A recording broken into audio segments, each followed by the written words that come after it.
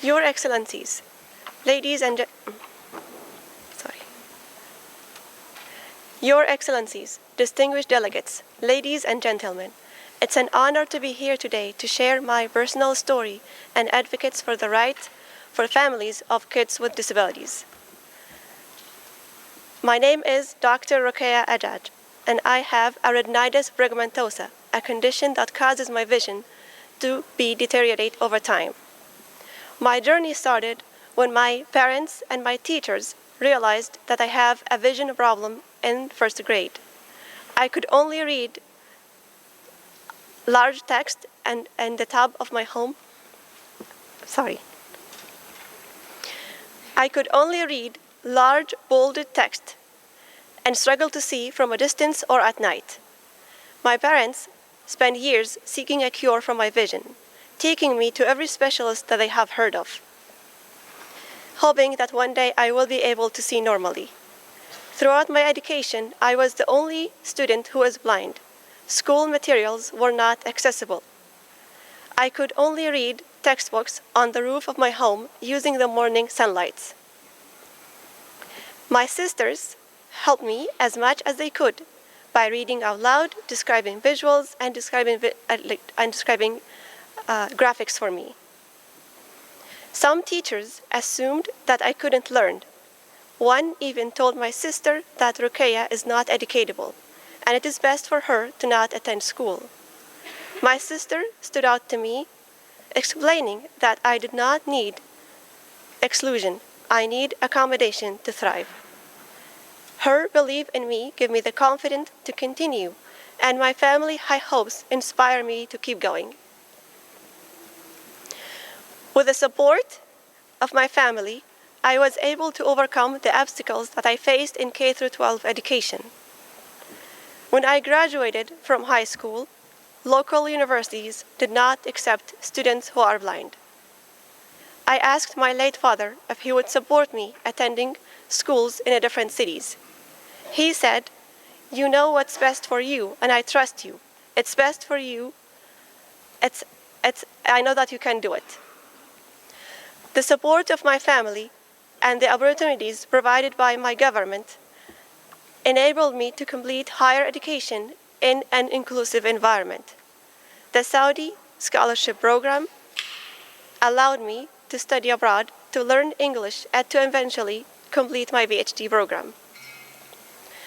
Saudi Vision 2030 announced a renewed commitment to the inclusion of persons with disability.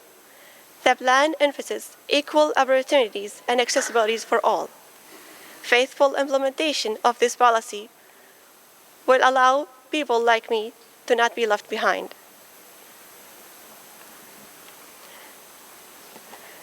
My family worked tirelessly to ensure that I have access to my full human rights. Yet, it was not easy for them to be always positive, as they witnessed the obstacles that I constantly faced as a person who is blind, trying to live a normal life.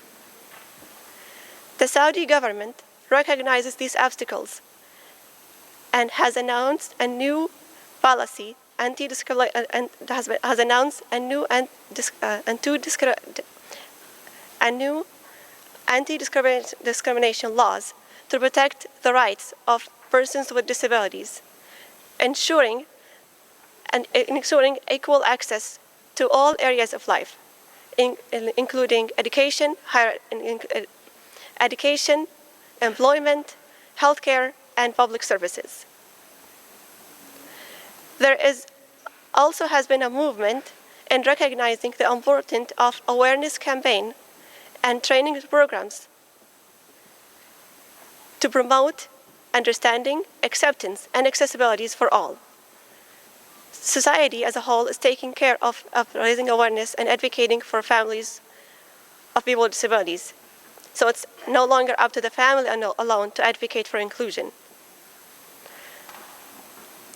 States can support families like mine by adopting similar policies that protect the rights of persons with disabilities and ensure access and equal opportunities for all. This include offering families the support they need to support their loved ones and connecting them with others with similar experiences. When families are supported, they are better equipped to nurture the potential of their loved ones with disabilities. I would like to thank my family for laying the foundation for me to become the strong women advocates and woman who I am today. I also would like to thank my Saudi Arabia government for their policies, scholarship program, and commitment to inclusion for people with disabilities that had enabled me to talk today with you. Thank you so much.